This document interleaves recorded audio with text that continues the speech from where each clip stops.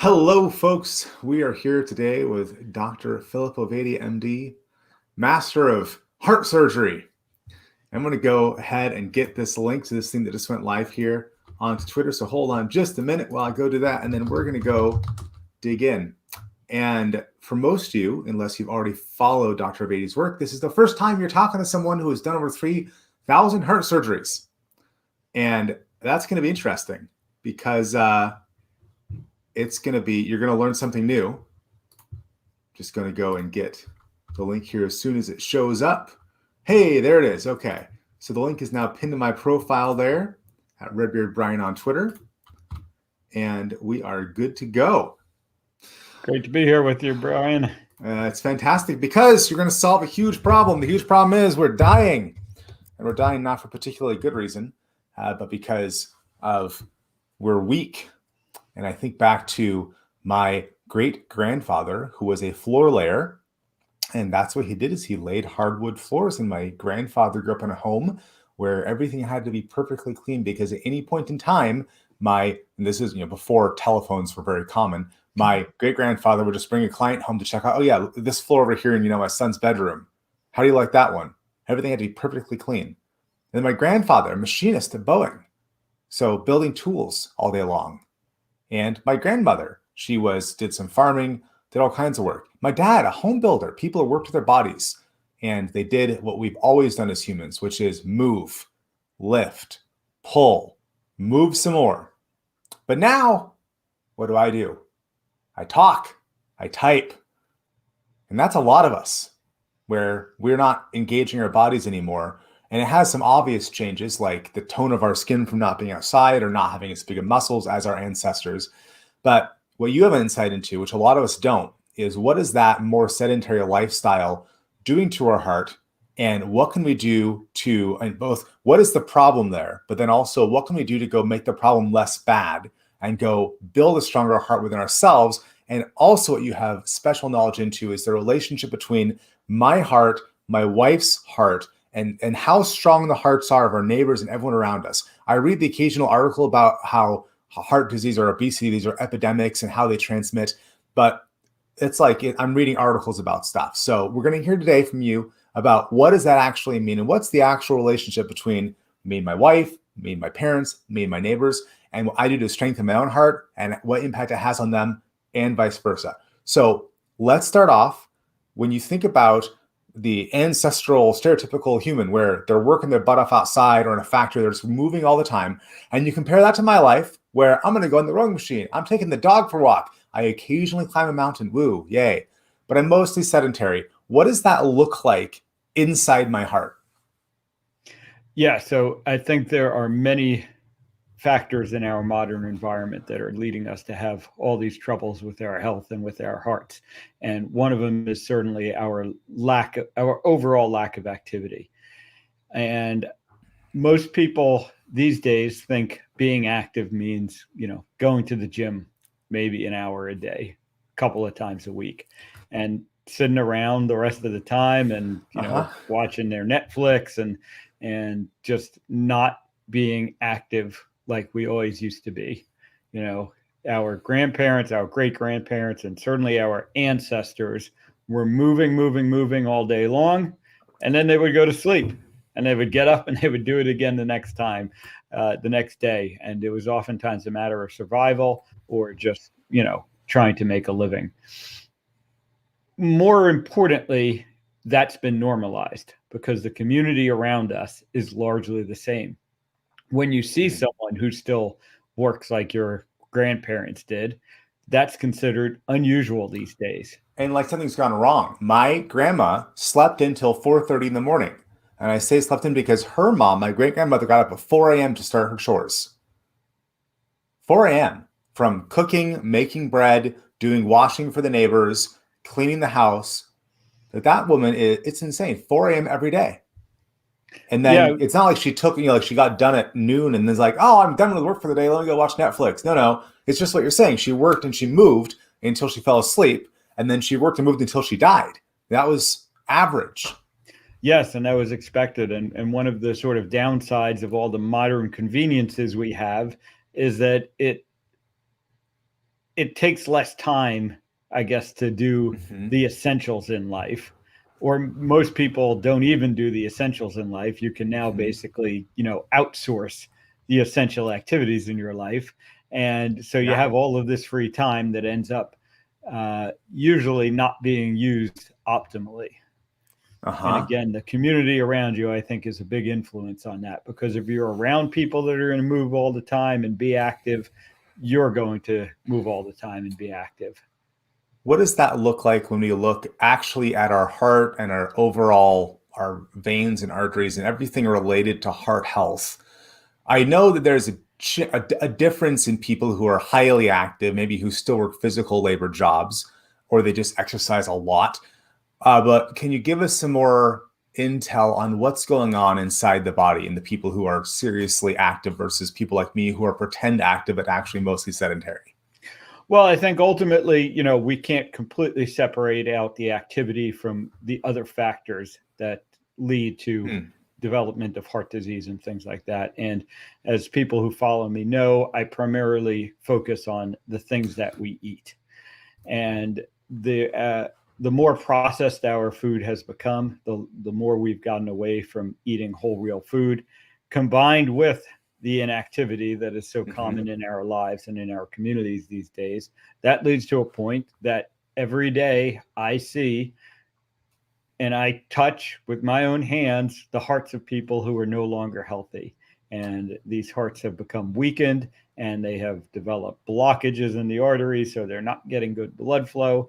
And it is what I have spent my career up until this point treating, and I continue to treat, although now I am hoping to be able to keep more and more people from my operating table and keep them from needing my services as a heart surgeon. Last year, my uncle was working.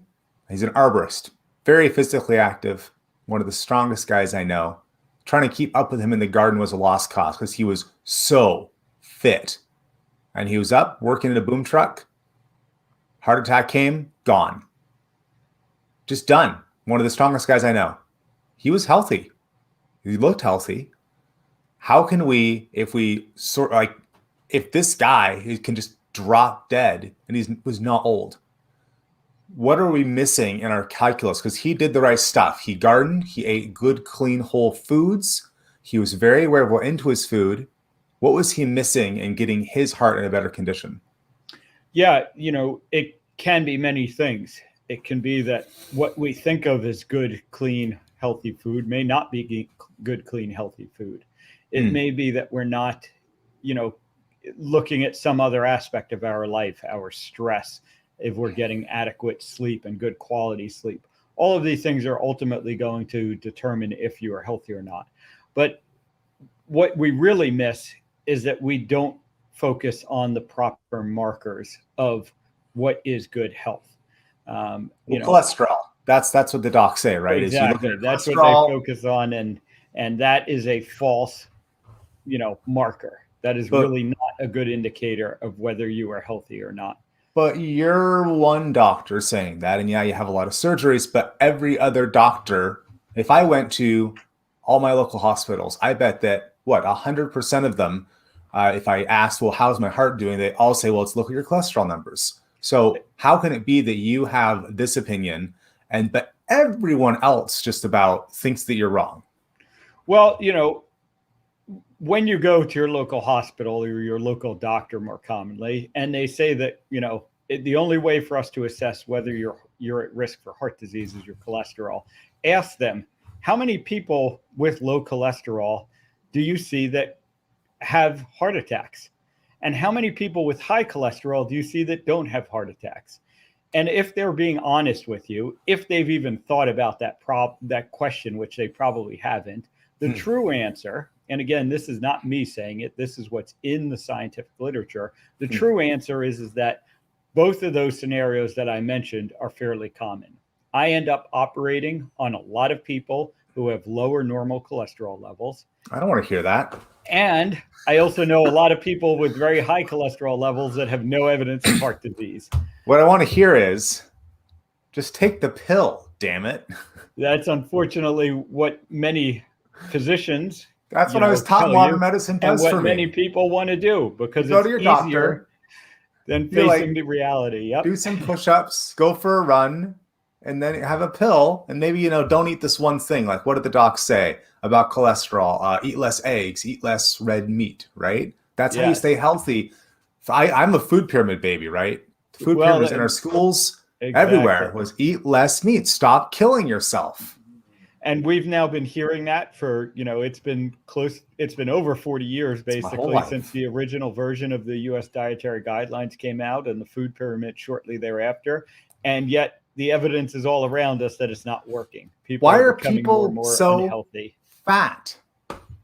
No one loves looking fat. And when I look at pictures of even when I grew up, you look at all the movies from the 80s. Yeah.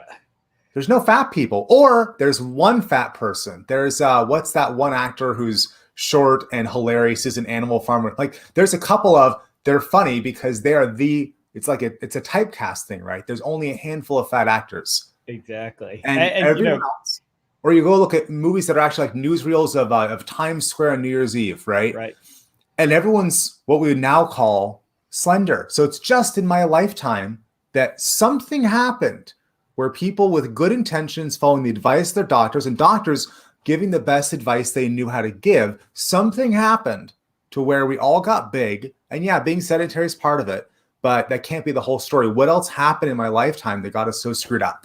Yeah, I think the most obvious thing we can point to is the change in what we eat and the shift that occurred in the 1970s, 1980s towards a more processed diet, more processed food, towards a lower fat, which becomes a higher sugar, higher carbohydrate diet. Mm-hmm. That shift is the most obvious cause that we have for why this obesity epidemic, all of a sudden exploded in the last part of the 1900s here. I'm just sharing the live stream again because this particular question is so interesting. Because if it really, what the problem is defines what our answer to it is. If the problem is you, the individual fat person, are weak-willed and lame, well, then you should, man up or woman up and stop being so lame. Right? Yeah, but we know that's not true for a couple of reasons. Number one is, why would people all of a sudden became, weak-willed, in 1980 or the 1970s? Did people really change then? And when we also look at the trends in what people eat, we see that they have largely been following the US Dietary Guidelines. We as a society, experts. We eat a lot less red meat. We eat a lot more grains. We eat a lot more vegetable and seed oils, fake processed oils. I was just talking about that in my last call here a couple hours ago with Modern T-Man down in Texas. And we're talking about canola oil and the role of canola oil and what he's seeing in terms of how much is being grown in Texas compared to wheat, that we're just eating so much. And I think the more important meta question that this brings up for people should be, if we know that this evidence, these recommendations are failing us, and we look all around us and we see the failures of these recommendations, why isn't your physician questioning them more? Why isn't your physician think differently? Why am I one of the few physicians who is out there saying cholesterol isn't causing heart disease and the US Dietary Guidelines are not serving our health? I had a really unpleasant experience this summer where a tooth of mine started to hurt when I chewed a little bit. And I go in and they do some imaging and they say, your root canal's failed. And the root canal was done by my dentist, so I've had for decades and decades. He retired recently. And I go in, all this imaging stuff, and I really like this done. It's like we're both mountain climbers. My entire adult life, I've been going to this one guy. So I trust him. Of course I trust him. And we're looking at the root canal job, and we discovered that there was this tiny piece of one root that he didn't get, which is why it got reinfected. And the root canal was done 6 years ago. So somewhere between, and this was back in June, between a few weeks to maybe 6 years, I had an infection in my jaw that I was unaware of, pumping poison into my body. That's hard to reconcile with the fact that I like and trust this guy who demonstrably, like I could see on the image, like this is where he didn't get it out. That's the only way this happens. And 95% of root canals are successful the first time. So it was the 1 in 20, but we can see why. And it was he didn't get it all, which happens. But I have that at the same time as I have this high positive regard for this guy that I really appreciate, enjoy, like, and admire.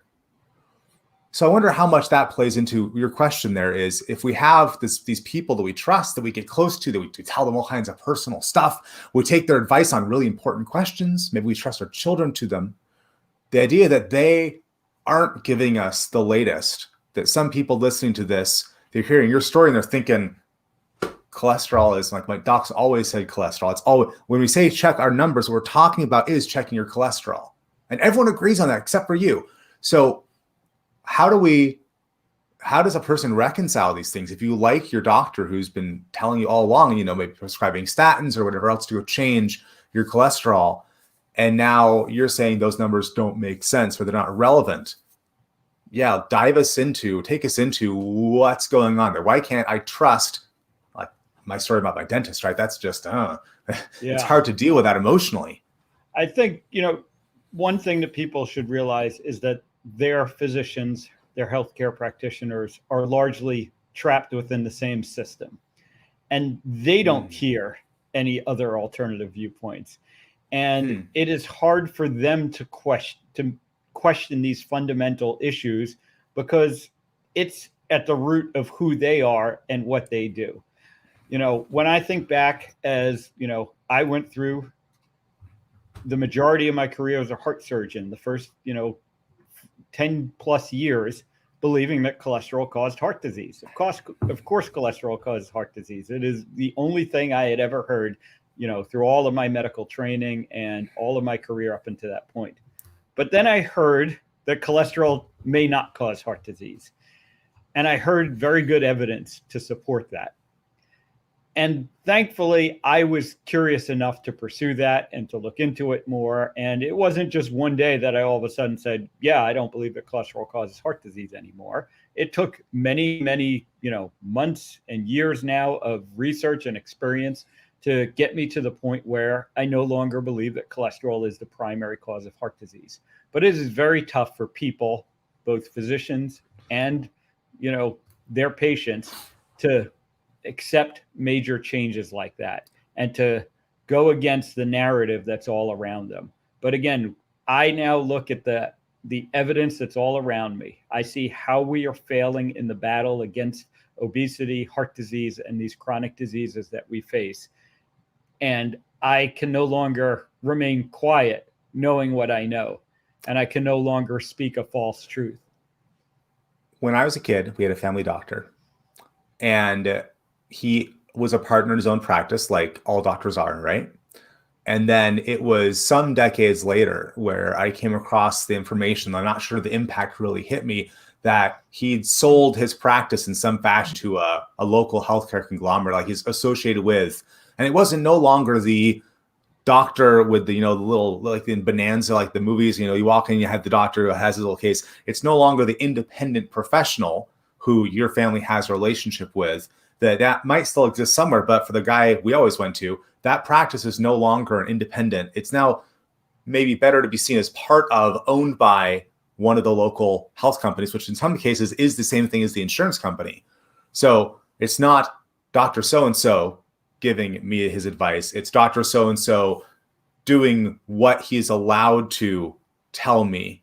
And that's, again, one of these mindsets where that's just not how the world is in my head. The world in my head is the Bonanza doctor who comes up on horseback with a little kit and then goes in and gives you whatever you need to get to be better. Yeah, very much. And that is largely true of the healthcare industry as a whole. Physicians are no longer independent. I still say we because I still am in the system, and we are part of a large institutional organization. It is rare anymore to find a physician who is truly independent, in that little family practice, oftentimes in their house. I remember too, when I was a pediatrician, when I was a child, I would go to the pediatrician and his office was literally in his house. And that is a very rare occurrence anymore. Well, so it's But we need romanticized, to right? adjust to that. It's Yeah. romanticized, and we need to start adjusting to that. The world around us has changed in many ways. And if we don't start changing, we are going to suffer the ill effects of those changes. So let's change our perspective here. We're going to try a new perspective on for size. When I was a child, the percentage to which I would modify my behavior, or at least believe what I was being told was the proper thing to do, was basically 100% in terms of the doctor. That, doctor's orders is a phrase for a reason, right? And then as I grew up and had various experiences with the Western medical system, my trust and complete faith, let's say, went down to where now it's more of a, yeah, like that's an interesting point of view, what the doctor tells me to do. And I'm going to consider that as I look at my other options. But that's in my case because I had a particularly unpleasant medical experience in my 20s that helped me sort of break out of the mindset of, I'm just going to do what the doctor tells me to do, because I did for a year on this one issue and then it didn't solve anything. It just got me sicker, which hopefully people don't have to go through that for themselves. Hopefully there's a way for people to look at what is the right percentage of my decision making that I'll outsource to a medical provider, or my percentage of information gathering. We'll say, okay, the doctor says this and I trust them within a certain context. I'm also going to look over here. I'm going to listen to Aunt Susie over here and her experience. How much should we trust doctors? I guess that's my question. Well, I know it's a really broad question. Yeah, I think we need to properly vet doctors like we do other, important advisors in our life. When we go and we seek out a financial advisor, none of us would just say, okay, I've picked a financial advisor out of the directory of approved financial advisors, similar to how our insurance companies now dictate what doctors we see. And none of us would blindly just say, oh, that guy is down the block, so he must be a good financial advisor. We go through a process to try and figure out. We get recommendations from family and friends who have gotten good results in terms of their financial health, for instance. And we find a financial advisor, and then we pay attention to the results that we're getting, and if year after year you're getting poorer and poorer, you're not going to stay with that financial advisor. And I think largely we need to start doing the same with physicians. We need to really start looking at the results we are getting following the advice of that physician. And is it making us healthier or not? And if the answer is not, you need to find a new physician, or you need to challenge that physician to do better for you. How can I know if I'm getting healthier? You said you can't trust cholesterol as the number. So if I can't trust that, how do I know in general, but especially as we're talking about heart health, my uncle didn't know he was sick until he was gone. So how can we even tell, are we healthy or not? I think and properly judge if the doctor's doing a good job. Yeah. So I recommend tracking 5 metrics of metabolic health. If you go to my website, ovadiahearthealth.com, you can find it there. And basically the 5 metrics are your waist circumference, your blood pressure, your blood glucose, your HDL cholesterol, and your triglycerides. And importantly, your LDL cholesterol is not on that list. So go to ovadiahearthealth.com. You can hit the start here button. It will take you through a quiz that shows you what those numbers should be. And those are the 5 metrics that I think are the best judgment of our health. Those are the 5 metrics, importantly, that best predict your risk of heart disease. So the person listening to this, they go to their doc, they say, hey, I want you to measure these 5 things. What if the doc says that doesn't matter? Or what if the doc gets those numbers back and is like, it doesn't really matter? How do we interface with the medical system to actually understand what the numbers mean? Because if the doc is saying, you're saying LDL doesn't matter. If the doc we're used to seeing says LDL is the most important thing, then it's sort of hard to trust that they're going to go and give us good feedback on these other numbers that they didn't ask for. And maybe, like most docs, they're used to patients just following doctor's orders. Yeah, and that really is a challenge because, again, we're typically not talking about things that, are going to become apparent tomorrow or the next day. We're talking about things like heart disease that hopefully are years off or never come if you are doing the right thing. And unfortunately, you won't necessarily know you're wrong until it's too late when we're talking about heart disease. Yeah, I'm So trying to avoid that. you got to look at thing. again, going back to the community and looking at the community around you and saying, do I want to be one of the 88% of adults in the United States that are not metabolically healthy? And what are those 88% of people doing? And now, hold on, you just said metabolically healthy. What does that mean in layman's terms? That in layman's terms, the easiest way is those 5 measures are not where they should be. Okay. But basically it means that, our bodies are no longer functioning as they should in terms of utilizing, the food that we are eating. But importantly, look all around you and look at the 88% who are not metabolically healthy and look what they are doing and say, do we want to do the same things? Do we want to be following the same physician's advice, the same advice from the healthcare industry? And if the answer is no, find physicians who are going to give you, the alternative. How do I get in that 12%? How do you find physicians how do I, as a layperson who doesn't really understand the medical industry, find a physician who's in the 12%, or the physician who understands the difference between the 12% who are metabolically healthy and the 88% who aren't, and who has a plan, who's willing to work with me to help me make, am I there or not? And if I'm not, help me get there. Yeah. Well, one thing you can do is come join me at strongerhearts.co. That's my online community where I have group sessions with people and we discuss all of these issues.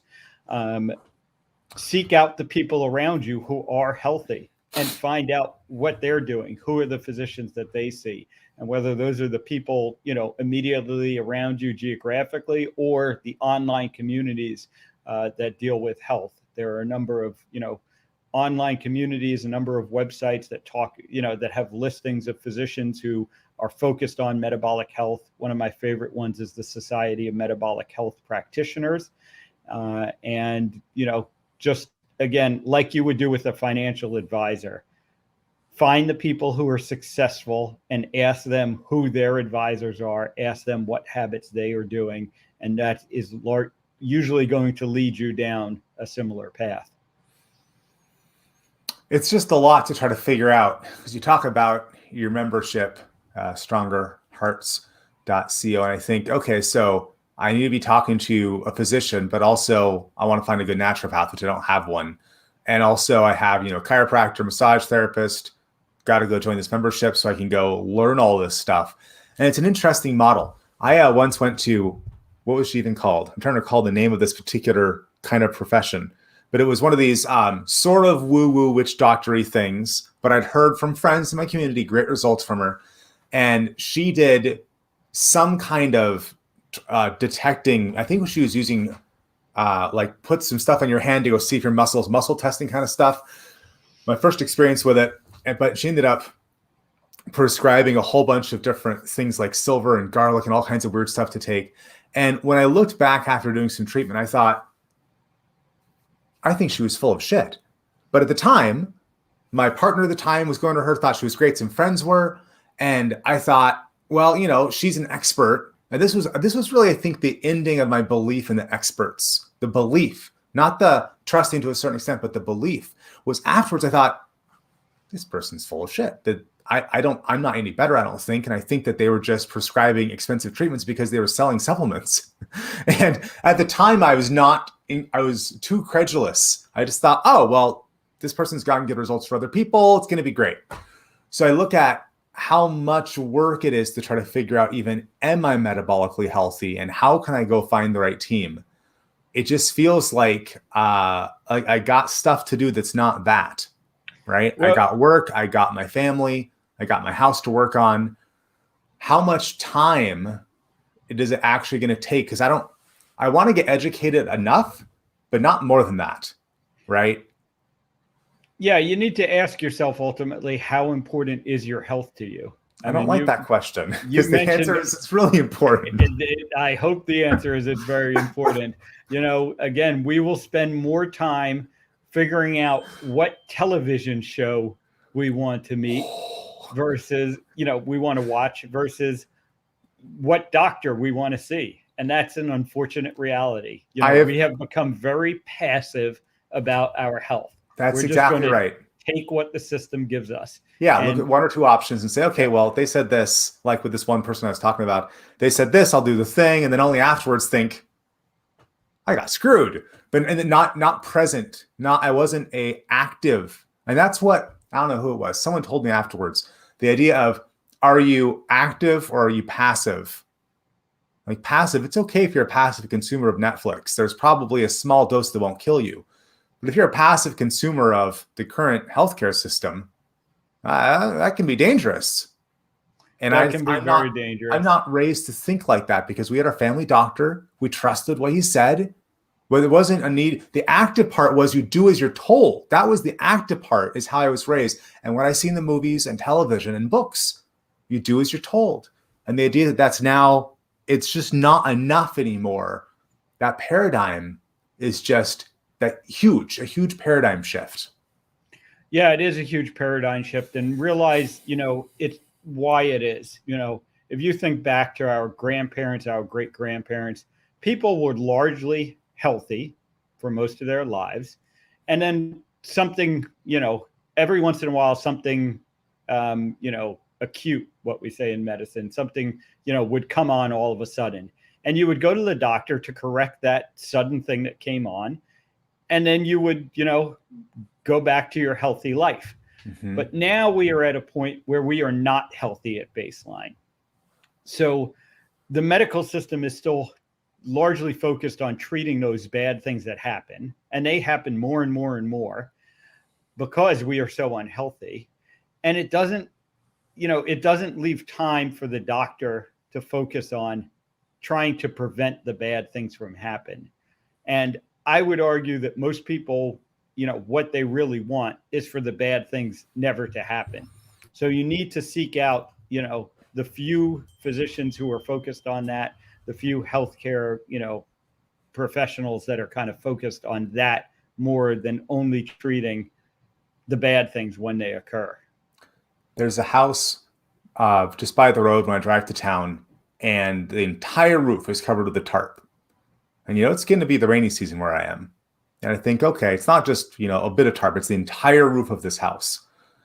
Okay, obviously something pretty bad happened for the right answer to be tarp the whole sucker. We can't deal with it right now for whatever reason. Just tarp it. And it's obvious that's not a good solution long-term. It may be a very good solution short-term. I don't know their situation. But that's not how roofs are supposed to work. And it's not like the problem's going to go away. And if they tarped it, they probably already had water damage, which is now concealed inside the roof. So all the heat is going to be growing mold. It's just a disaster, right? If it's anything more than a very brief way to solve something. And I'm reminded of that as you're talking about how much energy to actually spend and what is the actual problem. That if we're just tarping over a problem, it's like, it'll probably be fine. I'll just sort of ignore it. I'll probably be fine. That doesn't actually work necessarily, and it might just cover up stuff, right? I used to, so I'm somewhat gluten intolerant as far as I can tell. I didn't really know this for a long time. And I just sort of assumed that people had upset stomachs on a regular basis. It's normal, right? And then I went and did an elimination diet. Shocker, I actually feel pretty good most of the time. I feel pretty energetic. Turns out that this one thing that I was eating on a regular basis was actually slowing me down a lot. And I didn't know it because I just sort of thought, this is just how people feel. I'm fine. And I wonder, for especially the 88% of people who are metabolically not healthy, what is it when they get more metabolically healthy? What have you seen where people get more metabolically healthy? What changes for them? I think probably the biggest change that people notice is their energy levels, that they're able to make it through their day without being tired all the time. Another big change that I see is, the little aches and pains that we come to accept as normal as we age go away as well. For me, for instance, before I was metabolically healthy, had a problem with plantar fasciitis. My right foot was inflamed. It would hurt all the time. First thing in the morning, I would get out of bed and it would hurt. And, I could make it through my day. It was, I sort of viewed it as an annoyance. But then I got metabolically healthy, and that finally went away. And I realized how much better my life is. Part of the problem that we have as a society these days is, again, that we accept poor health. We no longer even know how good we're supposed to feel. And the people that I work with, the people who get metabolically healthy, that is one of the most consistent things that I hear from them. I had no idea how good I could feel. It's interesting. I think about sleep, and I have sleep challenges occasionally. And when I do everything right, like I don't eat anywhere close to bedtime, I'm drinking no caffeine, I'm drinking no alcohol, my sugar intake is low or zero. I did a lot of like an hour or two of working out, so my body's actually tired. I went to sleep at the right time the night before. I did all the things right. Sometimes I get much better sleep, and I go to bed early enough, like everything right. And some mornings I just wake up and I think, yeah, I'm just full of energy. And other mornings I wake up and I'm just, oh God, I gotta get up. And it's just a completely different world. And if I was always in the low energy getting out of bed camp, I would have no idea how good it could feel. But there's often enough I wake up well rested, energetic, just ready to jump out of bed that I can see the difference, right? And I can see the difference. I know what crap sleep is, but I didn't always know that. So yeah, I don't know what Jen, what you're referring to, but thanks for the comment there earlier.